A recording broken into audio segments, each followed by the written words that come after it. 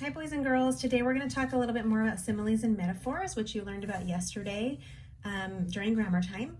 So today what I'm going to have you do first is just to pause the video and write down what you see on your screen in front of you. Okay, so now that you've taken those notes, we're going to talk a little bit about this, and I want you to continue taking notes along with me as we go. Okay, so first thing I want to talk about is figurative language. Okay, similes and metaphors are a type of figurative language.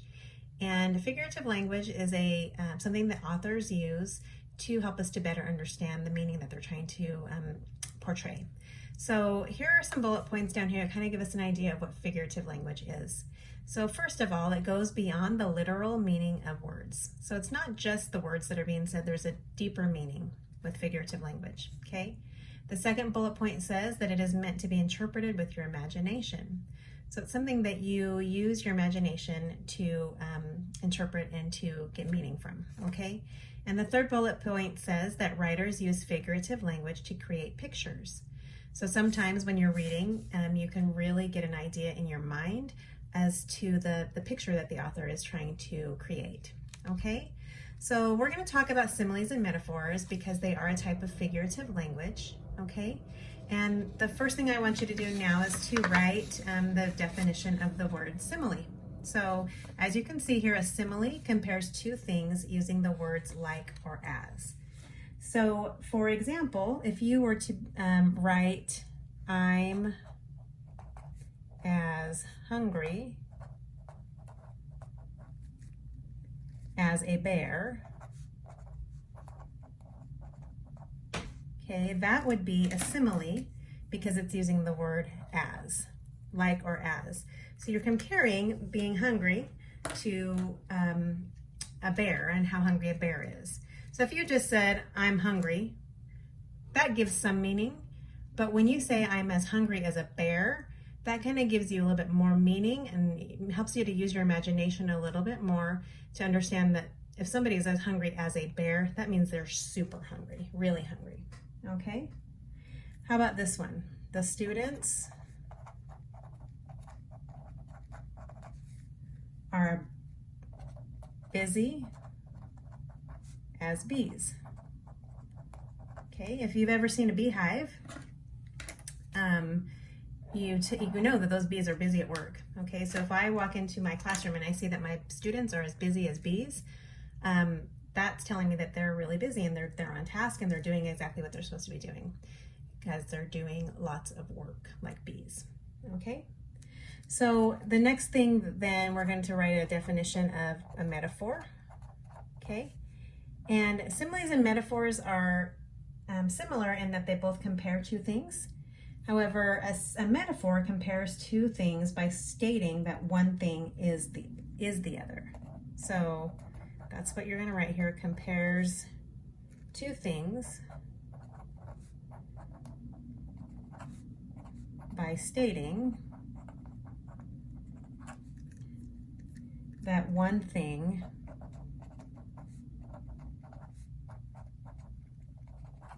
is another.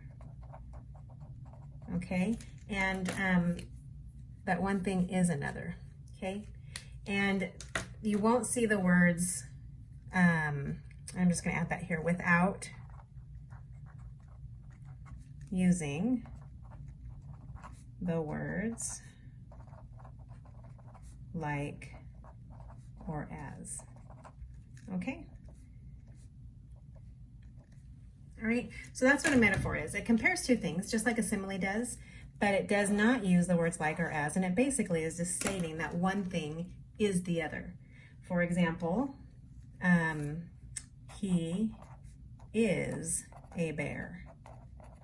Okay, it's not saying he's like a bear, it's saying he is a bear. So if somebody's a bear, you can kind of get an idea that maybe they're grumpy. Okay, when I say my son was a bear when he woke up this morning, that means that he was super grumpy and not easy to deal with, okay? But he's literally not a bear, but by using that metaphor, you can give yourself a little bit more idea of the description of how my son behaved this morning, right? Okay, how about this one? The kitten is a fluffy cloud. Okay, so the kitten is a fluffy cloud. Literally, the kitten is not a fluffy cloud, but using that statement, you can kind of get the idea in your mind that maybe that kitten is a big, fluffy ball of fur. Okay, maybe that kitten is super fluffy. Okay. How about this one? My friend Joey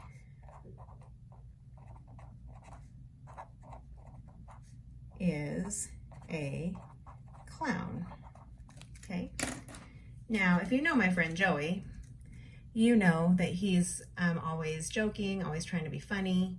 So to me, when I say my friend Joey is a clown, I don't mean that he is literally works for the circus and dresses like a clown every day.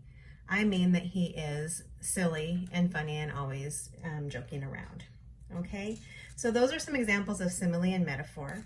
What I want to do quickly now is just to give you a few examples. I'm going to have you guys choose whether or not you think it's a simile or a metaphor. So if you're out of room, you can turn your page, or you can just keep writing these on the page that you're on. But here are some examples, whether this is a simile or metaphor. Okay, so how about this one? You are my sunshine. Okay, what do you think that is? Is that a simile or a metaphor? You are my sunshine. Okay, so it's not using the words like or as, and it's basically saying that you are sunshine.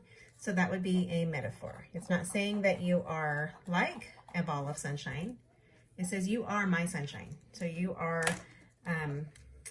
my sunshine. That is saying that one thing is like the other by stating that basically the one thing is the other. Okay, so what about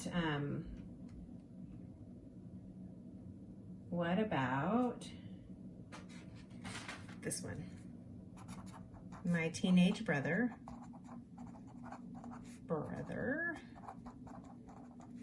eats like a horse.